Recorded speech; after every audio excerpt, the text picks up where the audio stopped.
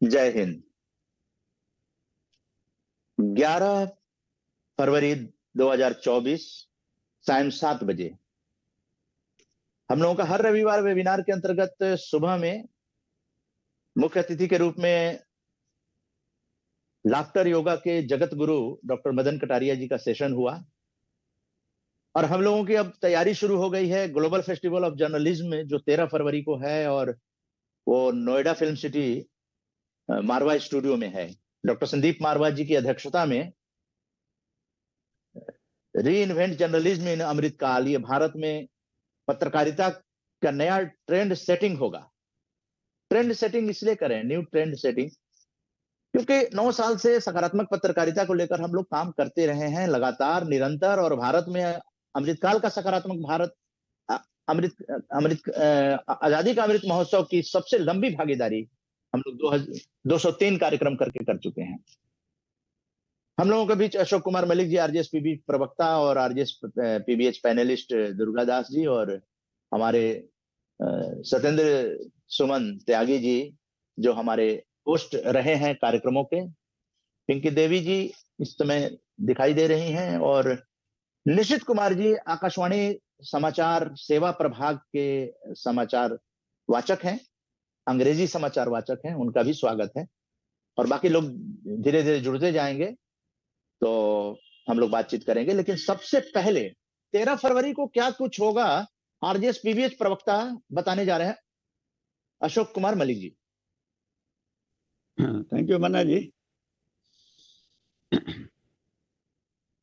एक बहुत कहा जा सकता है कि जिसको कहा जाता है सुनहरा अवसर, जो कि कई बार आते रहते हैं और हम लोगों को तैयार रहते हैं तो उसको व्यर्थ नहीं जाने देते हैं। यही जीवन के विकास का नियम है। Life is prepared and then a moment comes and we seize that moment. This is only that much. It is as simple as that, and all power resides in this simplicity. From ancient times to modern times, it is contained in this simple guideline. Be prepared for great moments, rare opportunities, beautiful opportunities. Opportunities which are not merely related to your self-centered position, because if you have come out of your self-center, then is the time for doing something for society, and such is the because RJS PBH जो है nation wide to world wide कदम बढ़ाए जा चुके हैं। अभी आज ही के वेबिनार में डॉक्टर मदन कटारिया जो पायनियर हैं, लाफ्टर गुरु हैं, 124 देशों में फैल गया है और जिसकी बहुत जरूरत है। और जैसा कि मन्ना जी ने भी आज के वेबिनार में भी कहा था, अगर आप तो थे ही, कि पॉजिटिविटी भी समाज में जिस चीज की जरूरत है, क्योंकि एंड रिजल्ट जो है जीवन के सभी प्रयासों का खुशी है। अगर आप कुछ भी कर रहे हैं और वो खुशी हासिल नहीं हो रही है तो देयर इज समथिंग रॉन्ग। उस रॉन्ग को हटाना है, और बहुत लोगों का ये कर्तव्य है, आरजेएस मीडिया का भी है, और RJS PBH is determined to do that. और 13 फरवरी को, यानी कि परसों, डे आफ्टर टुमारो, 2:30 बजे से 4 बजे एक थीम रखा गया है, और थीम बहुत इंपॉर्टेंट है। पिछले हमारे वर्कशॉप में भी सभी ने माना, और मैं समझता हूं मत वह भिन्न हो ही नहीं सकता। जिस प्रकार का आजकल माहौल चलता है, हम तो उसके अंतस्थल में भी पॉजिटिविटी देख पाते हैं। वो देखना बहुत जरूरी है। अंतर्दृष्टि नहीं है तो फिर हम क्या गाइड तभी कर पाते हैं।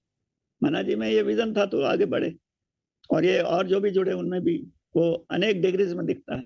तो उस दिन जो है हमको इस थीम पर एक वॉइस से आरजेएस पीबीएच के प्रयासों को बताना है।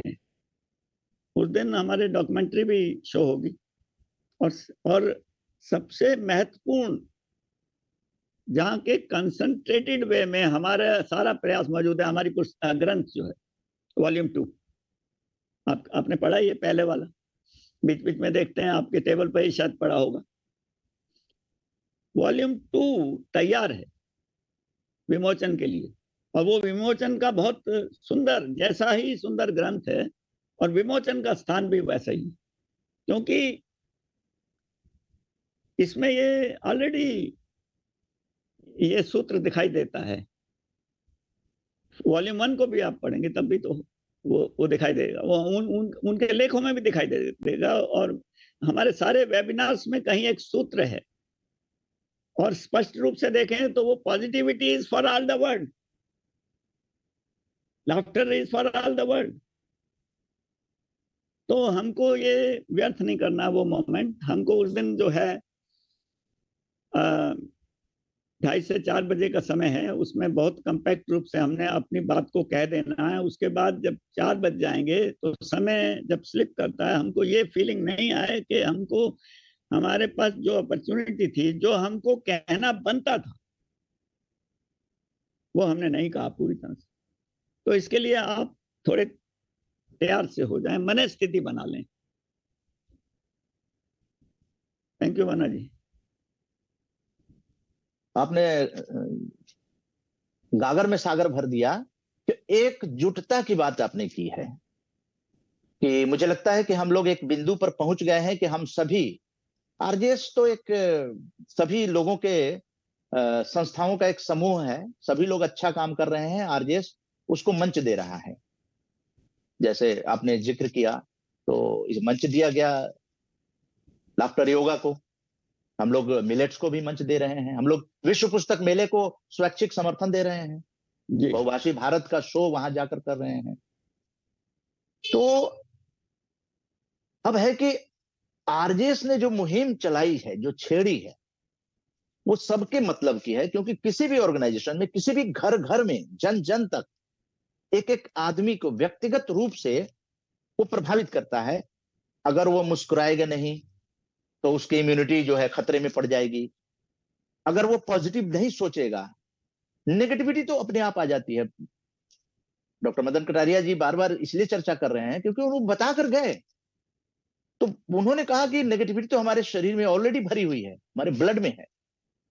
अब सवाल है कि पॉजिटिविटी को पाने के लिए ये जो मंच है, इसको एक स्वर से सभी लोग कम से कम 13 तारीख को ये शपथ ले लें, संकल्प ले लें। इसीलिए ये 11 फरवरी को वेबिनार किया जा रहा है कि वहां विश्व के मंच पर आप जा रहे हैं, ये फीलिंग्स होनी चाहिए। विश्व के मंच पर आरजेएस आपको एक मौका दे रहा है, अपॉर्चुनिटी दे रहा है।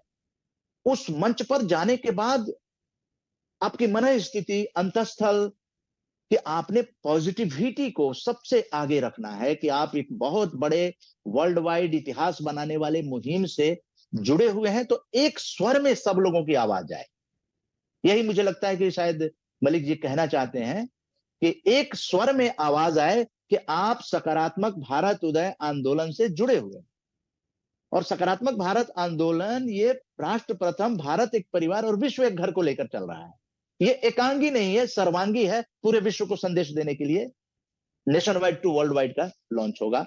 गुजरात यात्रा इसी मर्म को छूते हुए कर रही है कि हम भारत एक परिवार है, वहां मिलेंगे। और वहां से, चूंकि गुजरात जो है पूरे देश में एक अपना स्थान बनाया है, तो वहां हम लोग जाकर देखेंगे, समझेंगे, गुजराती भाई बहनों से मिलकर, भाषा की जो एक दीवार होती है उसको भी तोड़कर और दिल से दिल की बात करेंगे। तो मुझे लगता है कि आपने बहुत सही कहा है। निशित जी जुड़ गए हैं, आकाशवाणी के समाचार वाचक, अंग्रेजी समाचार वाचक हैं, और मारवा स्टूडियो को लेकर उन्होंने सुना भी मलिक जी ने क्या कहा, मैंने क्या कहा। तो और एक एडवोकेट भी हैं।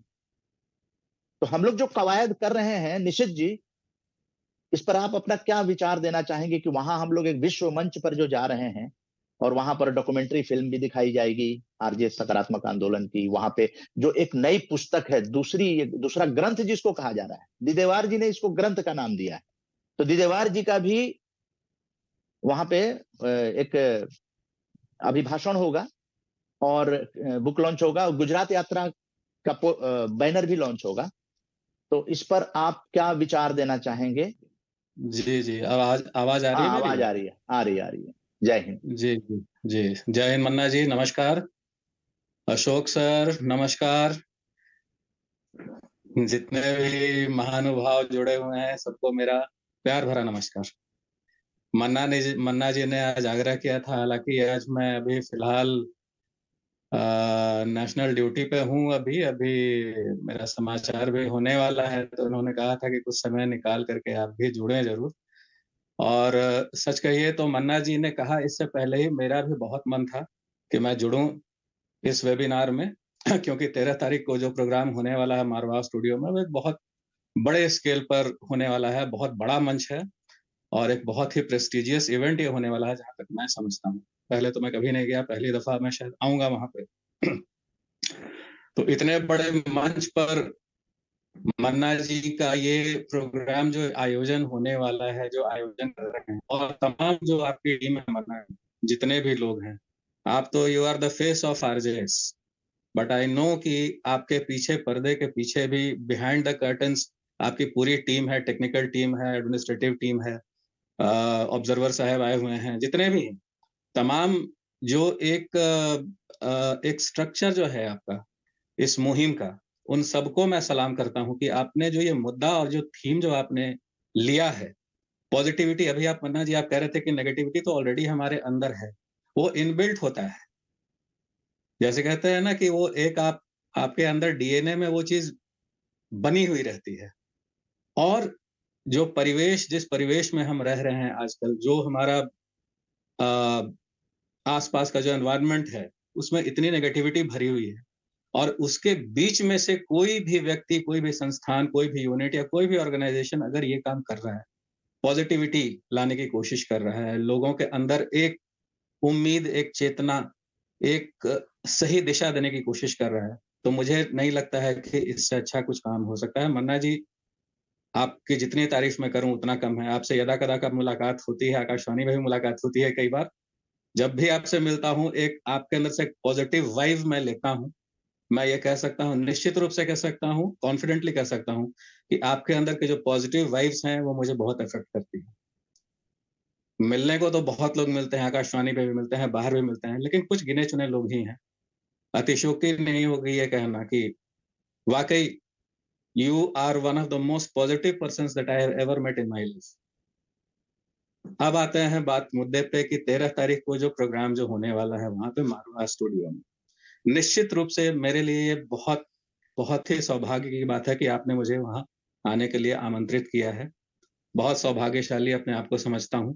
और जो थीम आपने लिया है, जो मुहिम आपने ली है, जिसको लेकर के आप वहां मंच पे उपस्थित होंगे, उसके लिए तहे दिल से मैं शुभकामना देता हूं कि पूरी तरह से वो सक्सेसफुल हो, पूरी तरह से वो सफल हो। और होगा, क्यों नहीं होगा, हम सब साथ में हैं, जरूर होगा। ज्यादा वक्त नहीं लूंगा मन्ना जी आपका, इन्हीं शब्दों के साथ मैं विराम दूंगा अपने आप को। जय हिंद।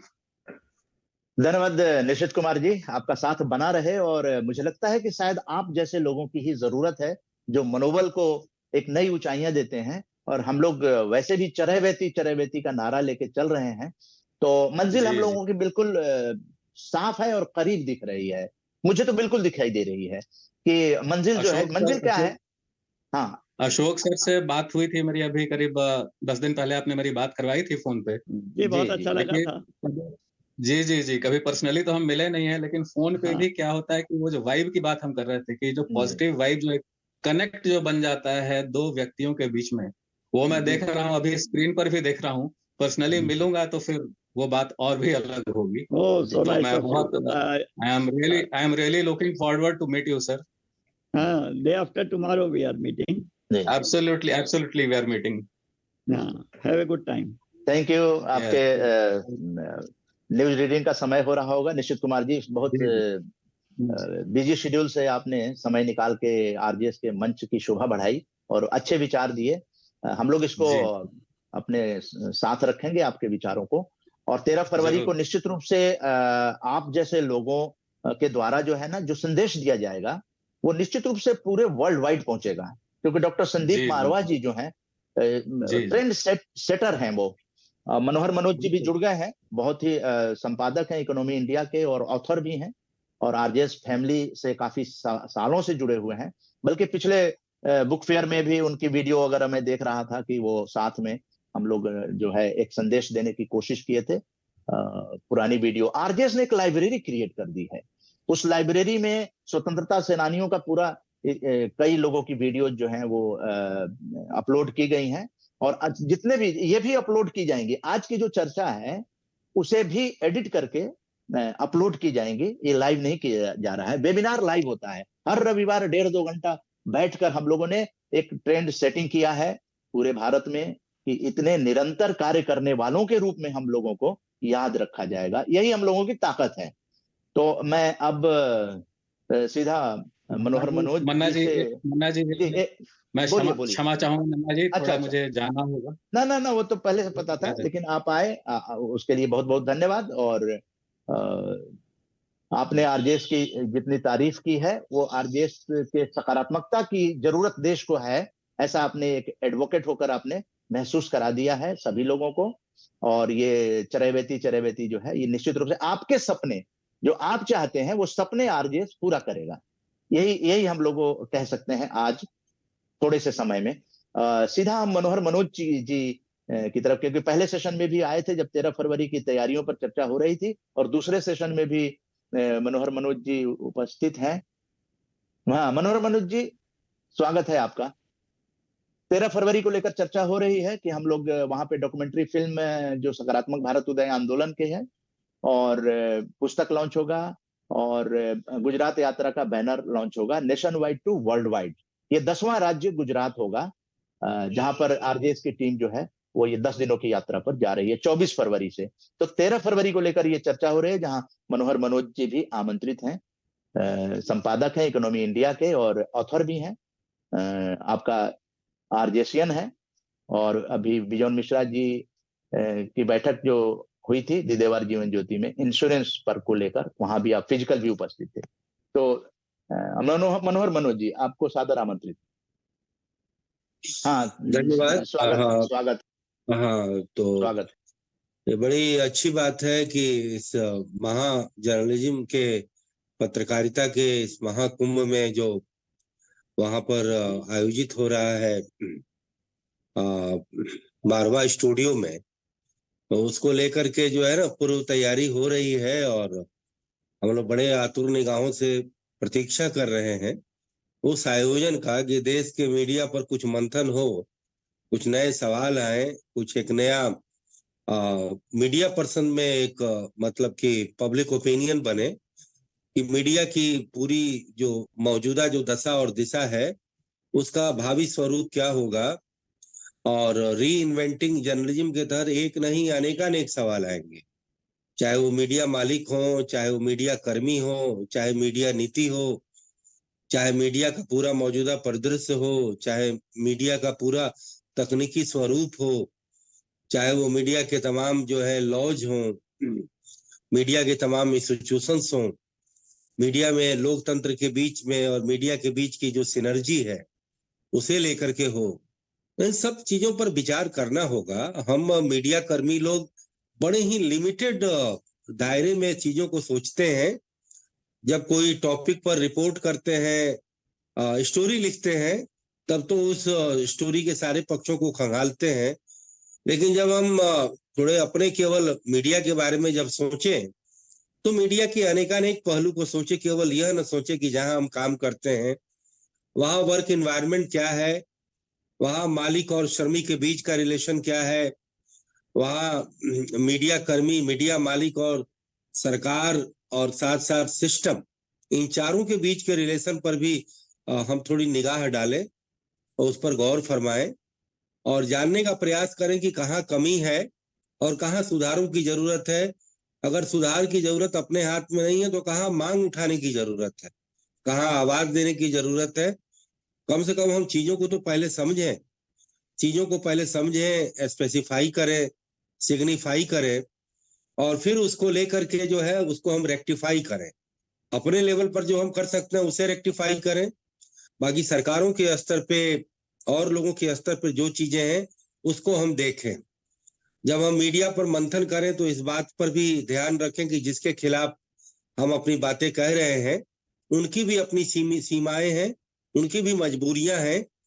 उन सीमाओं और मजबूरियों का हल क्या है? क्योंकि हमने पहले भी अपने विमर्शों में कहा है कि मीडिया को जो कई लोग उद्योग मानते हैं, कई हमारे इलेक्ट्रॉनिक मीडिया के साथी जब बात करते हैं तो वह भी फिल्मों की तरह कहते हैं कि इस इंडस्ट्री में। अरे भैया, इंडस्ट्री होती है जिसमें की मांग, जिसमें की उत्पादन की लागत और उत्पादन की आमदनी के बीच का कोई गैप होता है। उसके 5 फैक्टर होते हैं एक इंडस्ट्री के। उत्पादन के 5 कारक होते हैं: land, labour, capital, organisation, entrepreneurship और कैपिटल।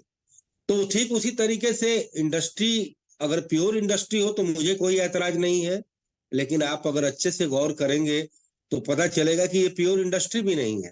फिर कई लोग कहते हैं कि मीडिया समाज सेवा है, तो समाज सेवा है तो समाज सेवा का भी इकोनॉमिक्स होता है।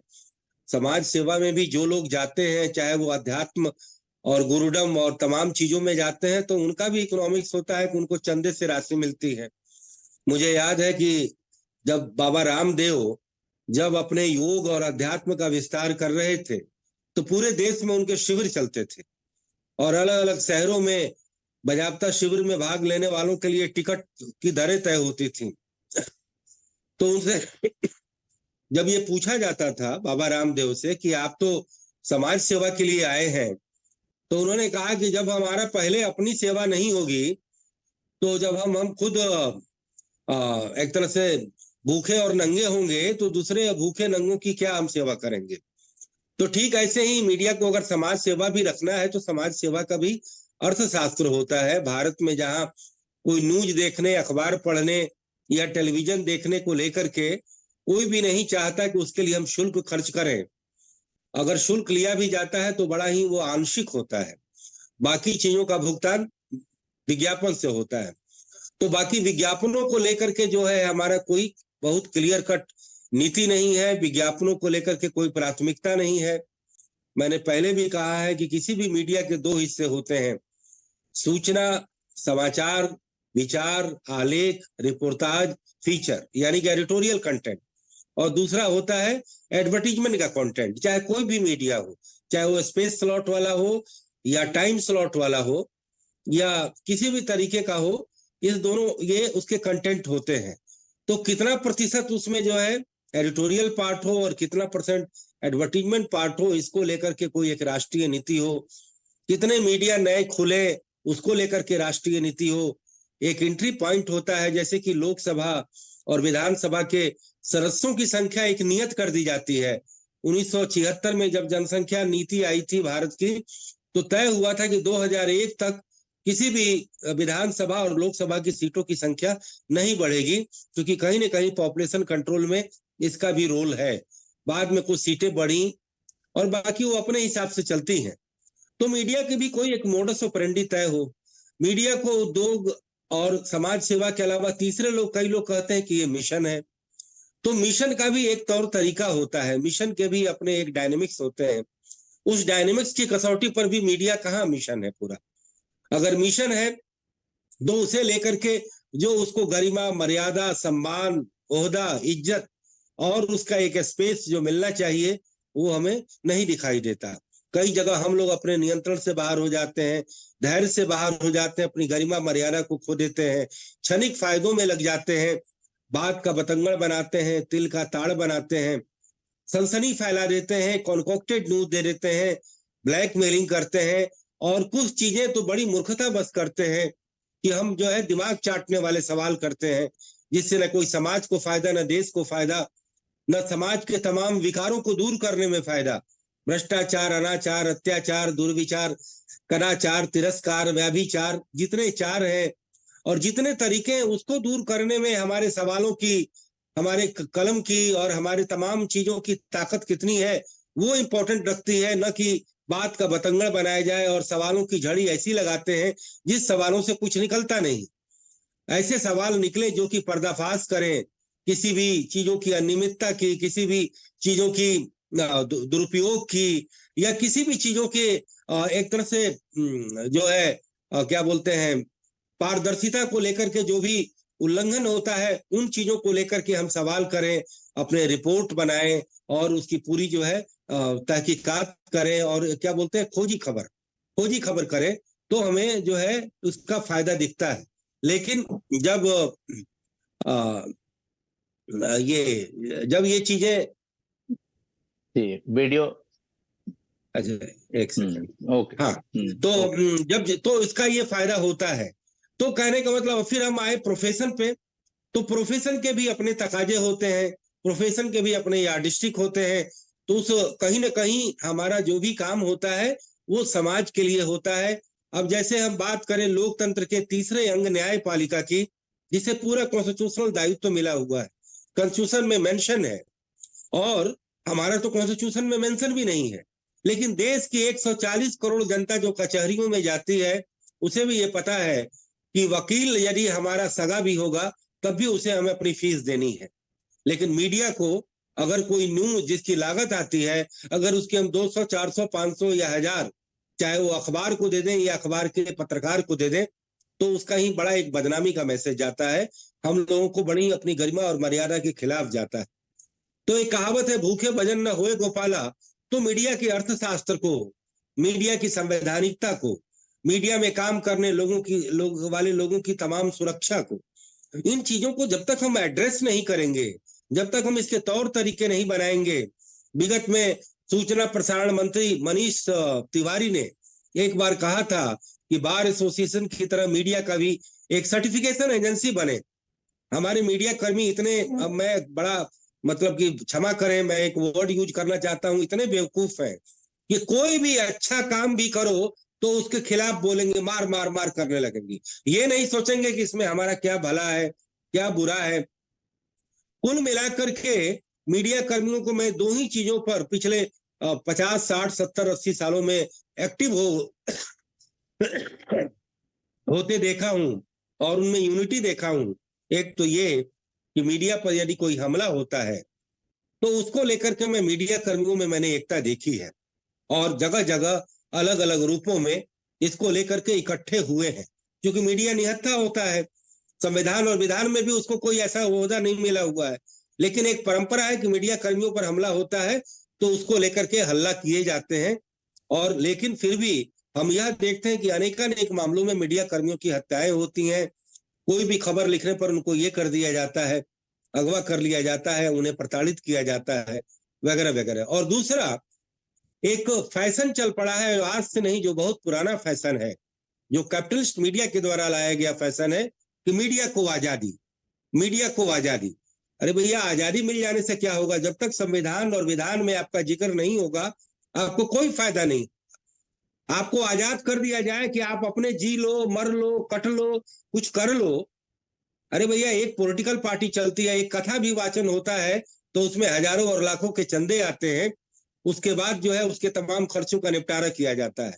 तो मीडिया के इतने सारे वेंचर हैं, कुल मिला के कैपिटलिस्ट आता है, उसको मालूम है कि हमको तुरंत इसका फायदा नहीं होगा, तो हम एक ऐसी आजादी ले लें जिसके द्वारा अनाप शनाप खबरें भी दें, अनाप शनाप किसी को टिप्पणी भी करें, और उसके वोट में हम दूसरा और तीसरा और चौथा कोई फायदा ले लें। तब कैपिटलिस्ट जो है अपने मीडिया कर्म में जो है कंटिन्यू रहता है, अन्यथा डायरेक्ट उसे बेनिफिट नहीं होता। लेकिन कुछ मीडिया के संस्थान जो पिछले 100-200 सालों से काम कर रहे हैं, जैसे प्रिंट मीडिया में कम से कम 20-25 अखबार हैं, पूरे देश भर के अलग अलग रीजन में अलग अलग भाषाओं में कुछ बड़े ही स्थापित मीडिया संगठन है।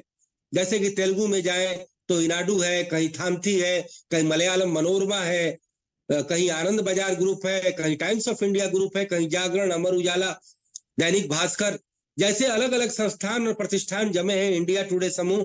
तो उनकी तो एक अलग बात है, वो तो एक बिजनेस वेंचर का रूप लेकर के अपने यहाँ काम करने वाले लोगों के साथ उनका एक इंडस्ट्रियल रिलेशन चल रहा है।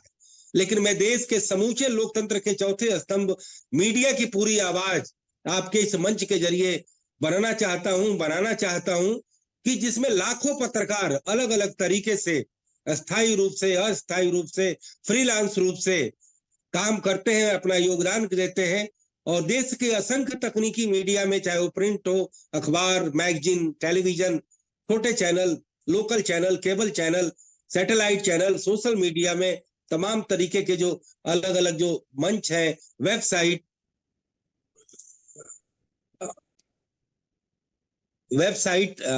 RNI के रजिस्टर्ड किए हुए जितने जो हैं, करीब करीब लाखों प्रिंट मीडिया तो RNI से रजिस्टर्ड है और सूचना और प्रसारण मंत्रालय से कम जो है हजारों चैनल जो है रजिस्टर्ड है और वेबसाइट पे न जाने लाखों, एक तरह से लाखों वेबसाइट चल रहे हैं। सोशल मीडिया पे करोड़ों अकाउंट बना हुआ है। आज कम से कम 100 करोड़ भारतीय सोशल मीडिया के तमाम प्लेटफॉर्म में अपना रोल अदा करते हैं। लेकिन सिटीजन जर्नलिस्ट की जो परिकल्पना आई थी, आज वो सोशल मीडिया से पूरी हो रही है। लेकिन जो फुल टाइम जर्नलिज्म करते हैं, जैसे कि उदय भाई करते हैं और तमाम लोग करते हैं, उनके आवाज को साकार करने के लिए कुछ काम होना चाहिए और हमें कुछ यार्डस्टिक तय करने चाहिए। अगर हम मीडिया कर्मियों के वेतन और तमाम पारिश्रमिक की बात करते हैं तो उनका पैमाना क्यों नहीं एक प्रोफेसरों के बराबर तय होना चाहिए। जो एक विश्वविद्यालय और कॉलेजों में जो प्रोफेसर काम करते हैं, उनके काम के घंटों को देखिए, उनकी एकेडमिक क्वालिफिकेशन को देखिए और उनके डिलीवरेंस को देखिए। आज देश के 30,000 कॉलेज और करीब 1,000 विश्वविद्यालयों में करीब 4 से 5 लाख जो प्रोफेसर हैं, उनकी प्रोडक्टिविटी, उनके काम और उनके तमाम तौर तरीकों को देखिए और हमारे मीडिया में काम करने वाले तमाम तौर तरीकों को देखिए। सूचना, विचार और मनोरंजन के रूप में देश के 140 करोड़ों को साक्षर जागरूक बनाने में जितना मीडिया का रोल है, मुझे नहीं लगता कि उन तमाम विश्वविद्यालय और कॉलेजों का रोल होगा। वो एक डिग्री भले दे देते हैं, लेकिन वो सफेद हाथी की तरह सब पोसे जा रहे हैं। लेकिन उन पर खर्च होने वाला पैसा और मीडिया को मिलने वाला पैसा, क्योंकि मीडिया प्राइवेट सेक्टर के तहत मातहत ज्यादा है, तो उसकी किसी चीज की कोई वैल्यू नहीं है, कोई उसके उत्पादकता का कुछ भी नहीं है। कब उनकी हायरिंग हो जाए, कब फायरिंग हो जाए, कोई उसकी गणना नहीं है। और मुझे नहीं लगता कि मीडिया कर्मी कोई बहुत बड़ा नाम भी कमा लेते हैं। मुझे नहीं लगता कि अगर वो हताहत होते हैं तो 4 लाइन की बस खबर लग जाती है, बस इतना ही। मुझे ये मालूम है कि मीडिया एक ऐसा मतलब कि एक क्षेत्र है जिसके लोगों में आपस में कभी एकता नहीं होती। सब एक दूसरे का टांग खींचते हैं, सब एक दूसरे को एक्सपोज करते रहते हैं और जिनसे उनका ज्यादा वास्ता पड़ता है, नेताओं से, मंत्रियों से, राजनीतिक कार्यकर्ताओं से, वहां पर वो अपनी अनेकता को दिखाते हैं और उनके लिए वो एक तरह से माउथ पीस का, पब्लिसिटी एजेंट का वो ज्यादा काम करते हैं बजाय कि अपने हितों की आवाज उठाने के। तो आप देख लीजिए कि मीडिया के तमाम सवालों को लेकर के खुद मीडिया में कितना कवरेज आता है, मुझे तो कभी नहीं दिखता। अगर कोई जर्नलिस्ट एसोसिएशन की कोई बहुत बड़ी मांग होगी तो टाइम्स ऑफ इंडिया में छोटी सी खबर छप जाएगी, लेकिन राजनेताओं के वास्तों से जुड़े तमाम खबरें आराम से निकला करती हैं, क्योंकि हमारे दिमाग पर कहीं ना कहीं एक मूर्छा लगा हुआ है, एक कहीं ना कहीं हमारे दिमाग पर एक काई जमी हुई है कि हम यह सोचते ही नहीं है कि हम मीडिया कर्मियों की कितनी जहालत है, स्थिति है, कितनी बदहाल स्थिति है। अगर कुछ लोग बड़े ही अच्छे पेरोल पर और अच्छे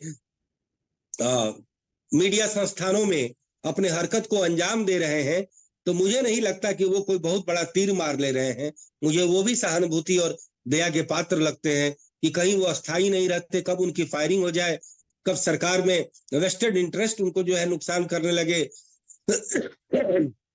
और कब उनका जो है वारा न्यारा हो जाए। तो कुल मिलाकर के जो ये कहा जाता था कि मीडिया का जो प्रोफेशन है, जो हमारे दौर में करीब 3 दशक पूर्व भी ये कहा जाता था कि घोर अनिश्चितताओं से भरा है, बड़ा ही जोखिमों से भरा है। मुझे पिछले 3 दशक की जो मेरी पत्रकारिता और मीडिया की जो यात्रा रही है, मेरे ही नहीं, हमारे तमाम सैकड़ों और हजारों साथियों की सब यात्राओं का जब मैं दीदार करता हूं और जब उन पर गौर फरमाता हूं तो मुझे बड़ी निराशा हाथ लगती है। मुझे लगता है कि री इन्वेंटिंग जर्नलिज्म के मार्फत देश की पूरी मीडिया का पूरा परिदृश्य पर पूरी मीमांसा होगी, पूरा उस पर अन्वेषण होगा और कुल मिलाकर के जो इसका जो प्रतिफल निकलेगा वह नीति नियामकों को, समाज के विचारकों को और लोकतंत्र के सुधारकों को, तीनों को एक अच्छा खासा इनपुट मिलेगा, जिसके जरिए, चूंकि देखिए ये हमारे सारे सवाल केवल हमारे पर्सनल हितों से नहीं जुड़े हैं, ये सबसे पहले लोकतंत्र की, देश में लोकतंत्र की जो है मजबूती से जुड़े हैं। लोकतंत्र बिना मीडिया के मजबूत हो ही नहीं सकता। मीडिया से बड़ा फैक्टर लोकतंत्र की मजबूती का नहीं है, लेकिन हमारी आवाज इतनी फीकी है और हमारा महत्व इतना क्षीण हो चुका है कि केवल और केवल संसद के गलियारों की चर्चा होती है, राजनीतिक दलों की चर्चा होती है, और खुद मीडिया में केवल विपक्ष के गिरते स्तर की चर्चा होती है। मीडिया में मीडिया के स्तर की चर्चा क्यों नहीं होती कि आज तमाम संवैधानिक संस्थाओं को एक तरह से निस्तेज किया गया है। तो मुझे लगता है कि उसमें सबसे अव्वल जो है वो मीडिया रूपी संस्था है। क्योंकि विपक्षी दलों की बात करें तो वह विपक्ष कभी सत्ता पक्ष में भी जाता है तो उसका चरित्र सत्ता का हो जाता है, सत्ता के लोग विपक्ष में आते हैं तो अपना विपक्ष का चरित्र निभाते हैं। हम उनके लिए क्यों रोने जाए?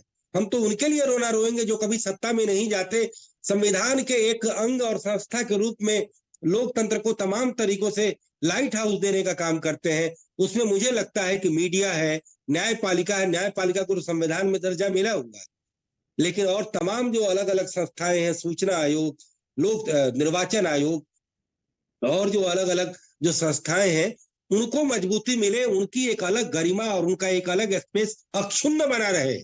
उसको कोई पूंजीवादी ताकत, उसको कोई राजनीतिक ताकत और किसी भी तरीके की सामाजिक ताकत उसका बिगाड़ न सके, और हम भी अपने सीमा में रहें, अपनी परिधि में रहें और अपने दायित्वों का पूरी ईमानदारी से और पूरी गरिमा और मर्यादा के साथ निर्वाह करें।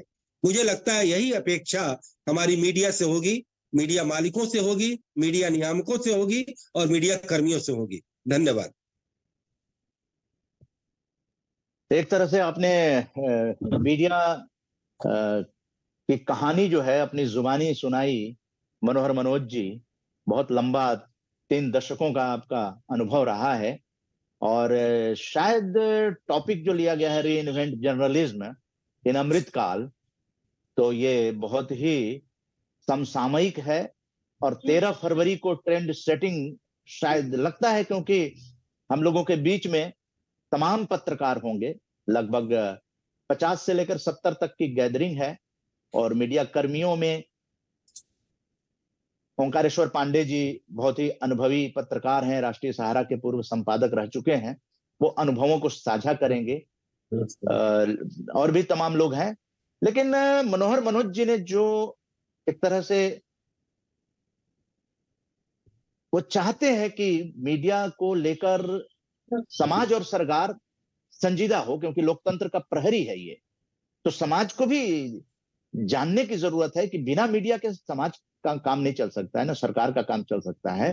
तो आखिर मीडिया मजबूत कैसे हो? मीडिया मजबूत होने का मतलब कि पत्रकारों को जो है वो कोई एक दर्जा मिलना चाहिए या उसका कोई मानक होना चाहिए क्या? क्योंकि आपने प्रोफेसर का कहा, वो एक डिग्री के बाद जो है वो क्वालिफाई करके और एक सरकारी पद पाते हैं।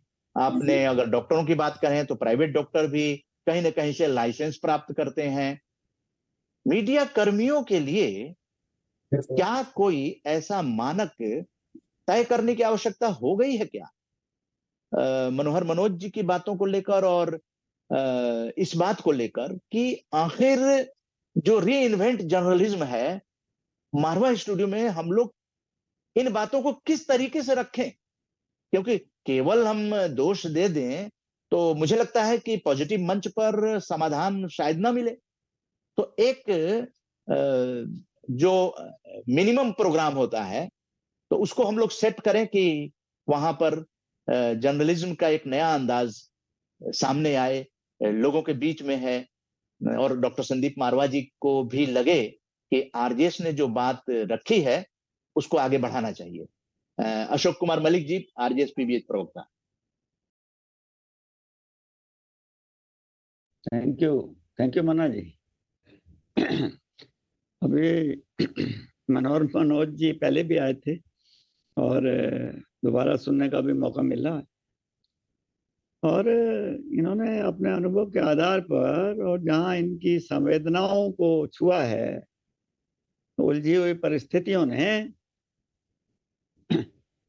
he has given expression to all these things based on his personal experience and what he has observed among his own colleagues and others. And one may agree to much of it or may here and there disagree. That is another question at all. But इन्होंने उंगली तो रखी है, इन्होंने जो कुछ भी कहा है। अच्छा, मुझे इस बात में तो बहुत खुशी है कि हमारे ने जो मारवा स्टूडियो में जो हमने टॉपिक चुना है, उस पे मनोज जी और अन्यों ने भी दे आर वेरी हैप्पी, क्योंकि ये समय आ गया, the time has come, that entire scenario of the role of media, अभी तो मीडिया ही कहते हैं, अभी हम एनाक्रोनिस्टिक होने से बचें। ये होता है, टाइम लैग होता है समाज में, जब भी परिवर्तन हो रहे थे हम पीछे पीछे भी देखते हैं। We have to be very alert. We have to be very alert of what has taken place. Computer आए हुए तो आज इंडिया में तो पहले तो और जगह आया था, 80s में आया था कंप्यूटर, मुझे याद है, और आज भी पूरा पोटेंशियल उसका नहीं किया जा रहा है, बहुत वेस्टेजेस हो रही है। तो इन्होंने जो कुछ कहा वो it is, I can roughly say he has diagnosed the problem. And here and there he has tentatively given some suggestions for improvement. And it will be obvious to anyone who listens to Manoj and other people, it will be very clear that the matter is very, very complex. It is so entangled because of the prevailing negativities in society. Like pollution, it is so prevalent. So to the extent that he has given utterance to his even hurt feelings, I would say, because very good meaning people, well-wishers of society are not given the honor that they deserve. Now the malady has been, roughly speaking, has been pointed out. But what is the solution? What is the way out? He has suggested also. But all those things will only tackle the external part of the reinvention of media. अभी इतने अच्छे अच्छे institutions हैं, provisions हैं कई तरह के, और आप देख रहे हैं कि किस तरह से डिस्टॉर्शंस होते हैं उनके। तो इसमें वो सब हो जाने पर भी what is the guarantee that distortions will not take place? And we should base our observations on the experience gone by, undergone by us. ऐसा माना जाता है कि जब संस्थाएं होती हैं तो after some time they get distorted. Such is the nature of things. Such is the तीन चीजें भी साइंस में जब 2 से 3 हो जाती हैं, कम्प्लेक्स हो जाती हैं। और हमारा जेनेटिक स्ट्रक्चर और फिर हमारा कल्चरल, उनका जब क्लैश होता है तो ये सारी चीजें सामने आती हैं। उसमें सबसे ज्यादा ये इन्होंने ठीक कहा कि सबसे पहले तो समस्या है रोजी रोटी की, वो जर्नलिस्ट के साथ भी बड़ी जुड़ी हुई, और लेखकों के साथ, इन जनरल लेखकों के साथ भी, because in some countries they honor writers more than in other countries. It happens, you know, there are diversities of all kinds. So if some good talented writer wants to say something to society, he is not attended to by publishers. So if he has to look after himself or his family, then he is reduced to giving such output which he in his private heart of heart will think to be a useless thing, because he has been distorted. Such distortions are very common. These are pointing a finger at the malady. And I have in this connection, because when there is a mountain, where to begin? And all these things are external. What is internal? Internal is something where, although it is very difficult to transform, yet it is something we have the shortcut to internal. We can directly go to the spirit of the things. RJS PBS Media has chosen a path. There is no other way of it is not we are talking of reinvention of journalism. In fact, connotations go wider. We have to reinvent almost all things in society. Time has come in 21st century. So much of it that we have talked about is the seriousness, the criticality of the malady with which present day society particularly is afflicted. We have to treat that. We have to find a solution for the society to come out of that malady in some sort of way. And RJS PBS, others are doing it. Just like Manohar Manoj has said, so many people are thinking over these things. And we have given a kind of, we have pointed in the direction of positivity. And we have chosen a path. You see, we have to be practical also. We have chosen a positive path. And that is the need of, and it is at the center of all problems.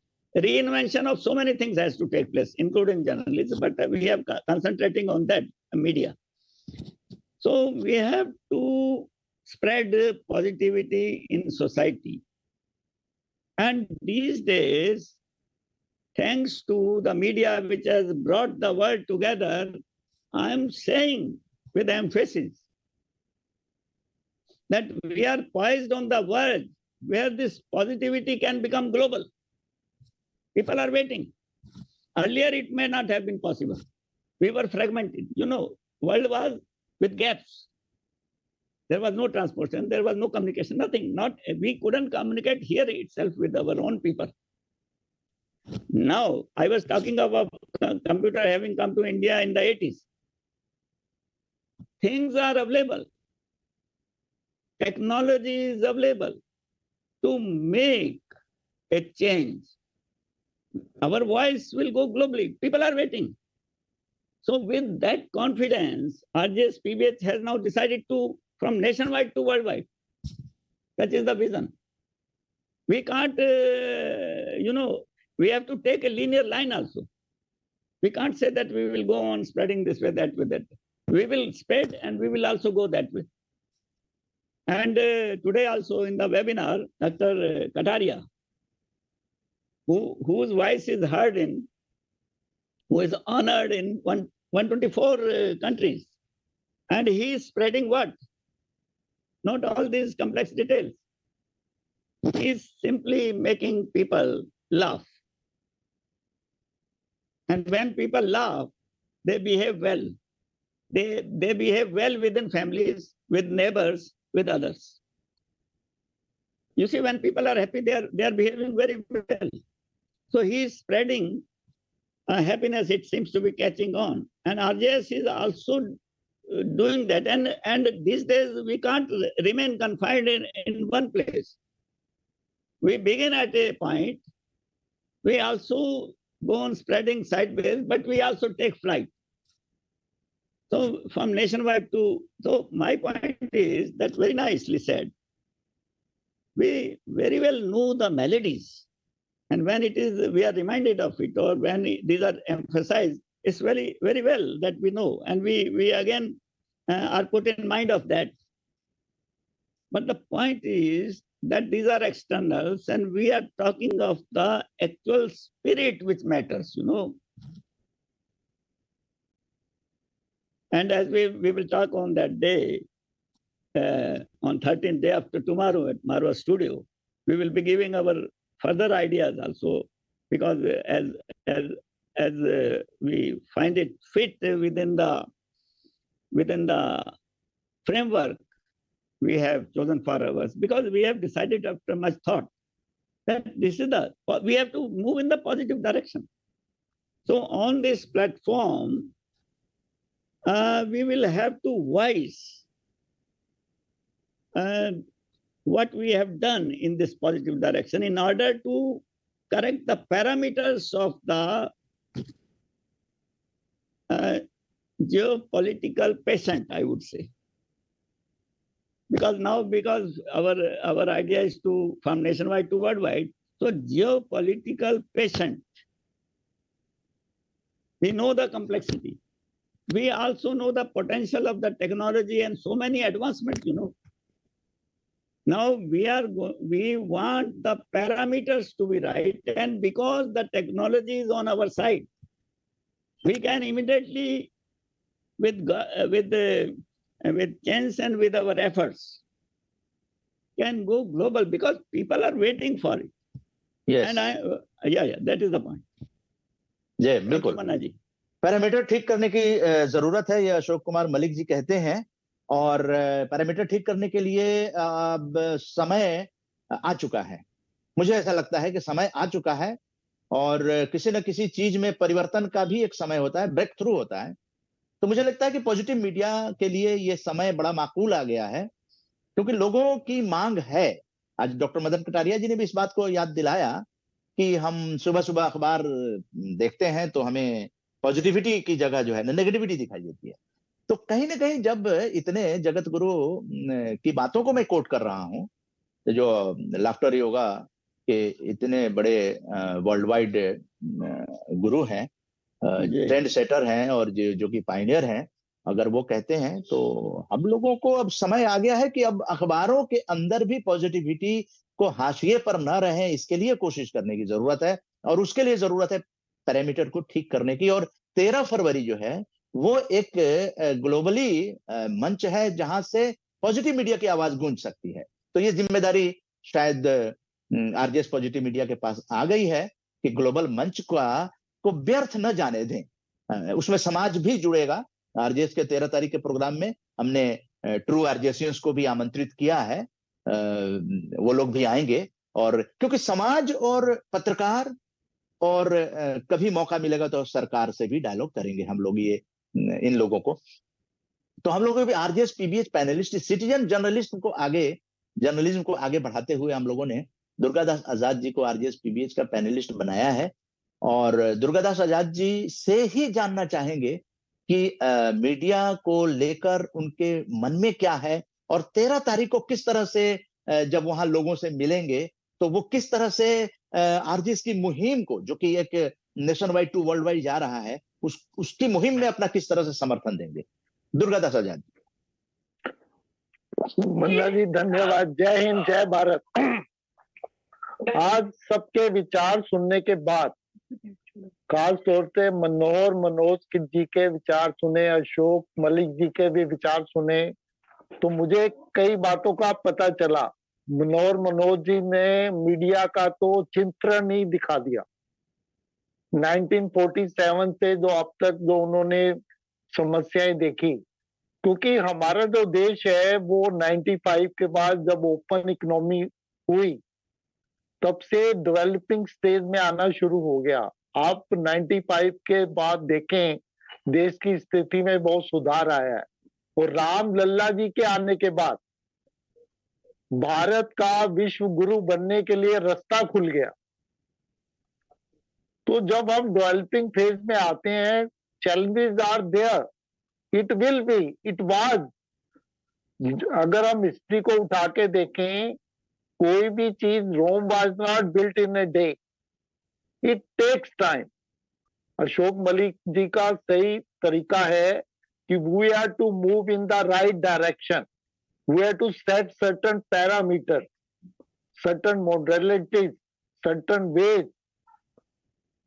तो challenges are there. तो मैं ये message देना चाहूंगा, जो हमारे हालात है, सफलता तो हमें लेनी है और ये सही मौका भी आ गया, तो हमें इसकी टीम वर्क की तरह काम करना है, इसका पैरामीटर सेट करना है, और लगता है कि we are on the right direction also. Sandeep Marwal ji जो विश्व के वो मीडिया गुरु हैं, उनको भी मैंने जब पहली बार मिला था, मैं उनसे बहुत प्रभावित हुआ, क्योंकि जो उनकी डायरेक्शन है, जिस स्टेजेस में वो काम कर रहे हैं, वो वाकई तारीफ के लायक है। तो अगर हम सब लोग मिलकर देश को विश्व गुरु बनाने की तरफ बढ़े, तो वर्ल्ड में क्या हम सब जगह पॉजिटिविटी ला सकते हैं। लाफ्टर योगा तो हमने अडॉप्ट कर लिया, लाफ्टर योगा से पॉजिटिविटी, और खुश रहेंगे तो हमारे सबके लाइफ में बैलेंस ही बैलेंस होगा। हर एक चीज का देखो, मैंने लास्ट वीक जॉली अंकल से एक सबक सीखा, वो मैं सबको मैसेज देना चाहूंगा इस प्लेटफॉर्म के थ्रू। उनका जीवन का एक्सपीरियंस रहा, उन्होंने ये बोला कि जिंदगी में हम कई लोगों से मिलते हैं, जरूरी नहीं है कि सब लोग आपको पसंद करें, ये भी जरूरी नहीं है कि हमेशा हालात पॉजिटिव हो, लेकिन हमने सबके साथ तालमेल बिठा के आगे चलना। अगर हम हर एक जगह तालमेल बिठा लेते हैं, आपको पता नहीं है जिंदगी में कौन से हालात में आप ऊपर चले जाएं। तो भी मैं मन्ना जी आपको मुबारकबाद भी देता हूँ, आपका सही समय आ गया। आपका 1 साल से मैं देख रहा हूँ कि आप काफी एक्साइटेड हैं, काफी काम फास्ट कर रहे हैं। अब तो आपकी 1-2 महीने से स्पीड भी बढ़ गई, आप इतनी पोस्टिंग कर रहे हैं, इतना काम कर रहे हैं, इतनी एनर्जी कहाँ से ला रहे हैं। आप तो आरजेएस के मोदी है। आपको पहले मैंने पॉजिटिव गुरु तो बोला ही था, आप आरजेएस पीबीएस के लिए मोदी जी हैं, जो डिटरमिन्ड हैं और काम कर रहे हैं लगातार। देखिए, आपको भी प्रेशर। धन्यवाद धन्यवाद धन्यवाद। नहीं, आप सही कह रहे हैं, मोदी जी से प्रेरित पूरा वर्ल्ड है, उनकी ताकत को निश्चित रूप से सलाम है। अच्छा, लेकिन हम लोग जो हम देखते हैं, आप भी 70 प्लस हैं और मलिक जी भी 70 प्लस हैं, और आरजेएस ऑब्जर्वर दीप माथुर जी भी 70 प्लस हैं। हम लोगों के आरजेएस पीबीएच ऑब्जर्वर प्रफुल्ल भाई रंजन बेन जी आप देखते ही हैं, वो भी 84 हैं, 80 प्लस हैं। आप समझ सकते हैं। बिजन मिश्रा जी भी 70 प्लस हैं। और बाकी और लोगों की बात करें तो हम लोगों के जो पिलर्स हैं वो 70 प्लस और 60 प्लस है, और नियरेस्ट 70 जो है दीदेवार जी भी आप कह सकते हैं। तो मेरे मन में ये आता है कि देखो जी, जिंदगी तो पानी का बुलबुला है, और हमारे जो पिलर्स हैं, जिन्होंने सकारात्मक भारत उदय आंदोलन को ताकत दी, आप जैसे लोग जो वेबिनार में जुड़े, और इतनी उम्र है आप लोगों की, तो आप लोग अपने समय में ही भारत को सकारात्मक होते, विश्व को सकारात्मक होते, और ट्रेंड सेटर के रूप में आप लोग जाने जाएं कि वो कौन सी पीढ़ी के लोग थे जिन्होंने पूरे विश्व को सकारात्मक बनाने का सपना देखा। हमारे कहीं ना कहीं स्वतंत्रता सेनानियों ने भारत को आजाद होने का सपना देखा था। देश आजाद हुआ, जितने भी साल लग गए, 200 साल की गुलामी के बाद देश आजाद हुआ, गणतंत्र भी बना, और अपनी हुकूमत आई, अपनी स्वतंत्र हवा में हम लोग सांस ले पा रहे हैं। लेकिन ये स्वतंत्रता स्वच्छंदता में न बदल जाए, इसके लिए मीडिया, मनोज जी ने सही कहा कि लोकतंत्र का प्रहरी जो है वो मीडिया है, और मीडिया को कमजोर कभी नहीं होना चाहिए। अगर मीडिया कमजोर हुआ है आजादी के बाद, तो मुझे लगता है कि जिन हाथों में मिशन पत्रकारिता थी, वंदे मातरम वाली पत्रकारिता थी, और वंदे मातरम नाम का अखबार भी निकलता था जिस समय, लेकिन आजादी के बाद क्या हुआ कि मिशन पत्रकारिता जो है, और उसमें जो पत्रकार काम करते थे, उदंत मार्तंड जो हिंदी पत्रकारिता दिवस 30 मई को मनाया जाता है, क्यों बंद हुआ? आजादी से पहले की बात, राजा राम मोहन राय ने भी उस समय अंग्रेजों के समय में शुरू कर दिया था, साहस भरा कदम था। तो मीडिया तो साहसी है ही। अब सवाल ये आ गया है कि सुविधा भोगी किस हद तक लोग हैं जो पदासीन हैं और जो स्वतंत्र रूप से देश के बारे में कुछ कंट्रीब्यूशन करना चाहते हैं, तो वो एक सिस्टम नहीं बन पा रहा है। तो उसी सिस्टम को बनाने के लिए पैरामीटर ठीक करके और आरजेएस पीबीएच निकला है कि सभी लोगों के साथ डायलॉग किया जाएगा और फिर उन लोगों से ये जवाब लिया जाएगा कि किस तरह का भारत आप चाहते हैं। जो जान कुर्बान दे दिए आजादी के लिए, उनके सपने का भारत कैसा होना चाहिए, इस पर हम लोग मारवा स्टूडियो में चर्चा करना चाहते हैं। तो मुझे लगता है कि कोई ना कोई बिंदु पर पहुंचने की कोशिश होगी, क्योंकि वही पैरामीटर ठीक करके और काम कार्य रूप देने की जरूरत होगी कि पत्रकारिता आखिर कैसे आगे बढ़े, पत्रकार भी आगे बढ़े और ये एक नोबल प्रोफेशन की तरह जो है वो माना जाए। तो चर्चा हुई, आप सभी का जुड़ने के लिए धन्यवाद। अब मैं दीप माथुर जी अगर कंफर्टेबल हैं तो मैं चाहूंगा आरजेएस ऑब्जर्वर इन चर्चाओं पर अपने क्या विचार व्यक्त करना चाहेंगे, क्योंकि 13 तारीख तो बस समय आ ही गया है। हम लोग किस तरह से अपने आप को प्रेजेंट करेंगे, एक स्वर में, यही है आज के वेबिनार का मुख्य लक्ष्य, यही है कि एक स्वर में आवाज अगर आप उठा देते हैं, डाइल्यूट नहीं होगा प्रोग्राम और सफल होगा। तो दीप माथुर जी, सकारात्मक भारत उदय आंदोलन इस मुकाम पर पहुंचा है कि ग्लोबल मंच पर जा रहा है, इसका गर्व हम सभी को होना भी चाहिए। एक स्वर पे कैसे आवाज वहां पर दें, क्योंकि अलग अलग अखबारों के, अलग अलग संस्थाओं के लोग वहां पर आरजेएसियंस इकट्ठे होंगे। दीपचंद माथुर जी से को सादर आमंत्रित करते हैं। काफी अनुभव रहा है दीपचंद माथुर जी का पत्रकारों के साथ, जब दिल्ली नगर निगम में वो निदेशक के पद पर थे, पत्रकारों के साथ काफी रूबरू होते रहे हैं, वो जानते हैं पत्रकारों की, आप बीती को भी जानते हैं। अब ट्रेंड सेटिंग होने जा रहा है पत्रकारों का, और कंप्लीट मीडिया के रूप में मुझे लगता है कि शायद आरजेएस पीबीएच जो है वो कंप्लीट मीडिया के रूप में पैरामीटर ठीक करने के बाद अपना काम शुरू कर देगा। तो दीप माथुर जी का स्वागत है सर। आज हम लोग यहाँ इस मंच पर इकट्ठे हुए और हमको सबके विचार सुनने को मिले, इससे हम बहुत सभी को लाभान्वित हुआ।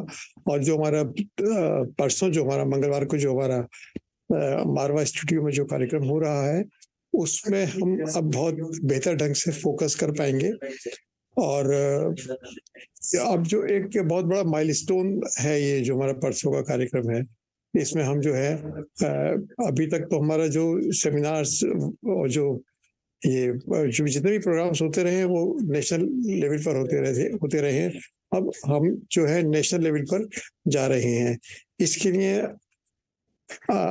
अब अभी तक जितने उत्साह से हमने काम किया है, मुझे आशा है कि हम इससे भी ज्यादा उत्साह से और सब मिलजुल कर इस एक जो पॉजिटिव थिंकिंग, पॉजिटिव एटीट्यूड का जो आंदोलन है उसको हम आगे बढ़ाएंगे।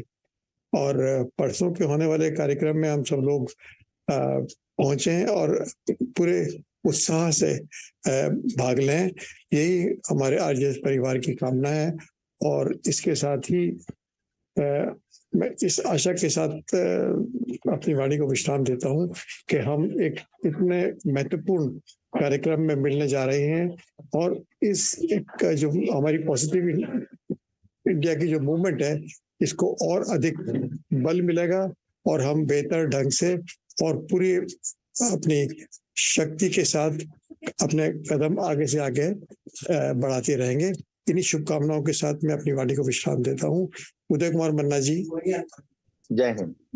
तो इस तरह से आरजेएस ऑब्जर्वर दीपचंद माथुर जी ने आशीर्वाद दिया, आशीर्वचन दिया कि हम लोग एक बहुत बड़े मंच पर जा रहे हैं। तो उसकी तैयारियों के लिए बड़ा सफल आयोजन हुआ। हम लोगों के विचार जो हैं वो यूट्यूब पर अपलोड किए जाएंगे और लोगों तक भेजे जाएंगे, ताकि जो भी आने वाले लोग हैं वो लोग एक स्वर में एकता के साथ, सकारात्मकता पर एकजुट होने की जरूरत है। मनोज जी ने कहा कि मीडिया कर्मी भी जो अपने भले की भी बात नहीं सोच पाते हैं, तो ये तो पूरे वसुधैव कुटुंबकम की बात को हम लोग आगे बढ़ा रहे हैं कि अगर सकारात्मक रहेंगे तो इम्यूनिटी लेवल भी हमारी आगे बढ़ेगी। तो पॉजिटिव होकर हम लोग 13 तारीख के लिए वहां अपने आप को प्रेजेंट करें इस तरह से कि हम लोग एक हैं, हम सब एक हैं और एक विचार से वहां पर हम लोग उपस्थित हों, एक स्वर से पॉजिटिविटी की बात करें, सकारात्मक समाज की बात करें, सकारात्मक पत्रकारिता की बात करें, और तब मुझे लगता है कि शायद ग्लोबल मंच पर जाना सार्थक रहेगा। यही इन्हीं बातों के साथ आप सभी को, अशोक कुमार मलिक जी, मनोहर मनोज जी, दुर्गादास आजाद जी और निशित कुमार जी जुड़े थे, उन सभी लोगों का धन्यवाद करते हुए, टेक्निकल टीम का आभार व्यक्त करते हुए मैं अब अपनी वाणी को, मैं उदय कुमार मन्ना, संस्थापक और national coordinator, RJS PBH, RJS positive media. जय हिंद, जय भारत।